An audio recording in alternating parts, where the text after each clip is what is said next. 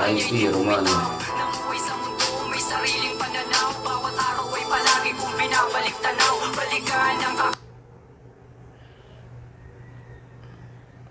Tingnan natin ha, wala muna ako sasabihin. Makikita niya yan sa mismong battle. Mula nung na kasi yung laban namin, puyat na ako. Simula November 30 hanggang ngayon, puyat ako. Pero parte talaga ng pagpe-prepare sa battle yan. Pagmamahal. Millions, shoutouts baby Chaka Parel, silipin niyo yung mga disenyo dyan. At nanalo ng coin toss, si Zaki, pinili niya mauna si 30, tig 2 minuto dapat. Non-tournament battle naman to. Unang laban, round 15, day 1, pakinggan natin.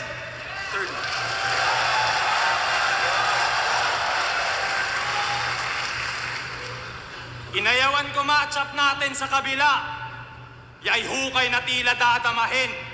Di ko kasi trip yung scripted battle stall. Dito kita sa tunay na liga papatayin. Oh yeah! Yan yung sinabi niya. Kasi peking liga daw yung PSP. Tunay na liga yung flip top. Pandemic era. Di maapula kanyang apoy at sa sunugan nag-champion yan. Kahit idaan pa daw sa flow, nagbabaga pa rin siya'y master dyan. Pero dahan-dahang nawala yung init. Pansin na rin yung burnout. Lubog sa battle man, dating kampyon ng sunugan, binabaril na lang ng water gun. Yun yung laban niya kay Young One, binaril siya ng water gun. Pinahiya niya si Rafian. Kesyo para sa PS5 na wala yung decency. Kamustahin naman natin tong nagbenta ng dangal para lang sa PSP. Si Rafian daw ay isang MC gustong maglaro ng controller kaya battle need maipanalo. Habang naglalaro ka sa isang ligang kinukontrol mga panalo. Yung dating Zaki na may prinsipyo, biglang nagbago na ang ihip. Mananatili daw sa flip top, yan ang pyesa niya at gimmick. Yun ang patunay na wala kang paninindigan. Tatatak agad sa isip, nagawa mong baliktarin yung FT para lang sa TF. Kaya tama nga si Plaridel, wala yan sa guhit ng iyong palad, ba't sadyang minamali mo? Kung mismong guhit ng palad neto'y kaya lang ding takpan ng ilang libo. Hindi ka mayaman, wala kang pinanghahawakan na masisilip nila. Dignidad na lang meron sa'yo, tas nabibili pa. Pinagkalulu mo si Arik, lakang ang kwenta, ransom nga, pinagpalit yung tao para sa pera. Weak pa yan sa scheme kapag bumar sa ilawsi. Bitch ka na Muslim, may katumbas kang dowry. Kilala niyo si Jay Mara? Isa na sa mga idolo na ngayon hinahangaan. Habang itong Zaki patapon sa ligang to tinatawanan. Nire-respeto grupo nyo dahil naglalakad sa video kahit stoplight on and off. Kaya paano, hindi joke yun, kahit stoplight on and off. Kaya paano ka naging Moro Beats if you can even walk the talk? Ito'y foreshadowing sa una niyang ahon. All out bar speed guarantee. Kakaharapin niya ulit yung TP pero di na to Don Pao, ito'y death penalty. Ito na yung judgment day, binabala ang mag-iba. Jokes on you, sa'yo na ang last laugh ngayong pinapatawa na kita. Pansin niyo ba? Di ko dinaan sa sigaw, pero sulat ko'y nananatiling madiin. Yun aking advantage. Magiging sakit sa tenga daw tong battle kasi parehas tayong savage. Kung akala nyo, makikipagdaragan ako, decline kanyan challenge. Walang physical contact, ito'y emotional damage. Napikon na to kay Yang Wan, todo speed ng kanyang laway. Tinulak si Romano at nag-cause pa nga ng away. Kaya pacing ay kalmado. Trip ko malumanay, dahang-dahang dineliver kasi item medyo fragile. Umahon ka at nag-set ng camp, order niya ba? Kaso mali ka ng nilapagan, lumagpas ka sa border, tanga. There's so many ways to die ngayong na-corner ka na. At pagsilip mo sa 10, puta wrong turn pala. Kaya sige na, sabihin mo nang tinalo mo si M-Site na amo ko. tinalo mo si Pukuda na kamukha ko, puta deja vu ah. Tinalo mo si Romano na tumalo sa akin. May kapangalan akong Terdi ng Bataan, ubos na yung Tagalog, Paawa, Panay Wordplay, Tunog Motus, Bisaya, Mindanao. Sa paningin nila ay klaro. Kaso lumang tugtugin na yan, Zaki, parinig naman ang bago. Okay yung wordplay ni 30, kaso parang hindi ganong mga konektado yung mga linya niya. Naka-rhyme lang talaga.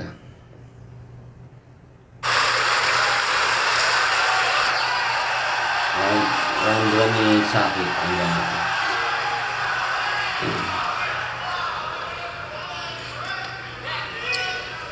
Nabibili daw yung dangal ko. Tanginan to, nakakabuisit.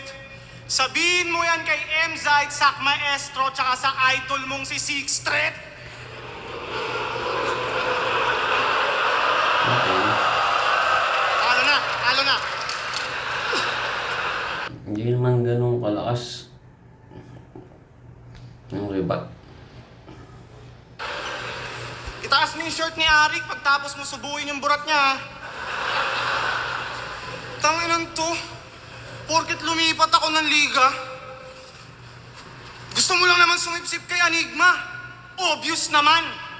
Kung totoong loyal ka sa sarili mong liga, dapat sa Motus ka lang. Parang nahirapan siya mag-isip ng rebat na naka-rhyme eh. Bobo nito, no? Putang ina. Ang tanga-tanga mo! Isa pa, ang tanga-tanga mo! Tapos, meron pa. Dapat sa Motus ka lang. Tsaka, wag mo akong idamay sa mga politika nyo sa battle rap. Binabanggit mo pa sa kada round. Ang trabaho ko, mambody bag, kuha TF, tapos bounce.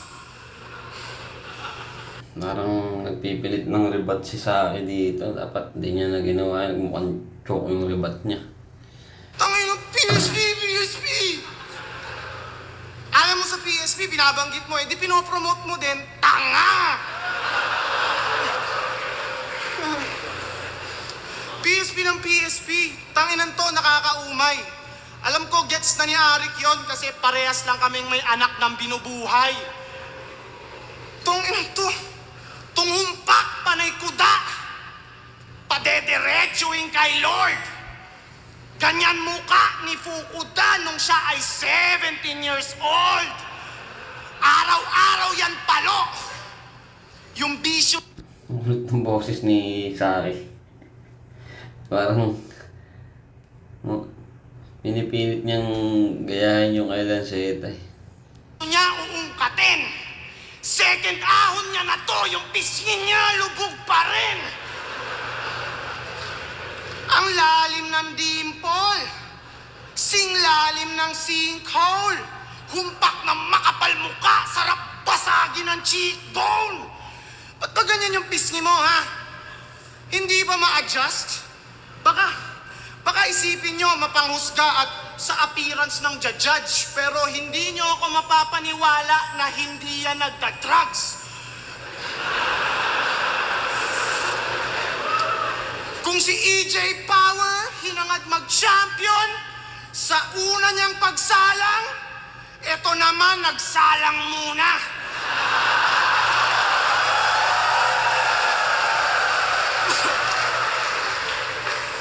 Kung si EJ Power hinangad Papansin nyo, nasabihin niya talo ka na.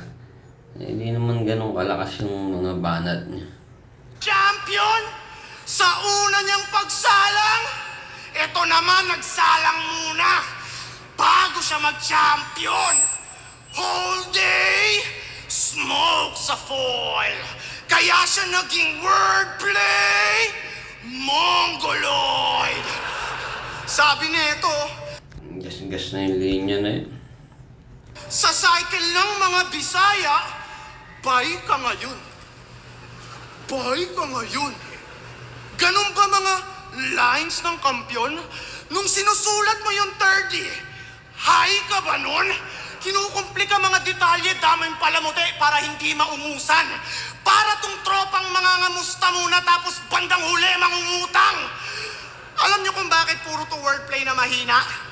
Nahuli ko agad ang method. Sa evolution ng flip-top, si Unico, kanyang ancestor.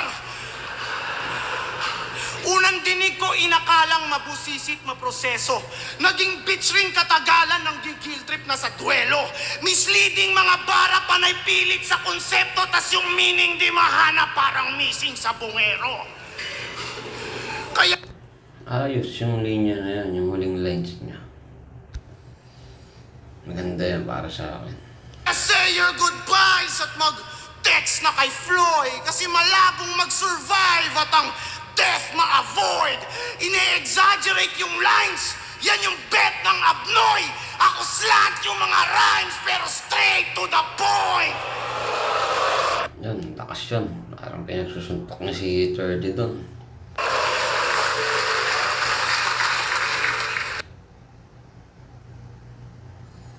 Okay, round 1, parang dikit yung laban, pero bumawi si Saki dun sa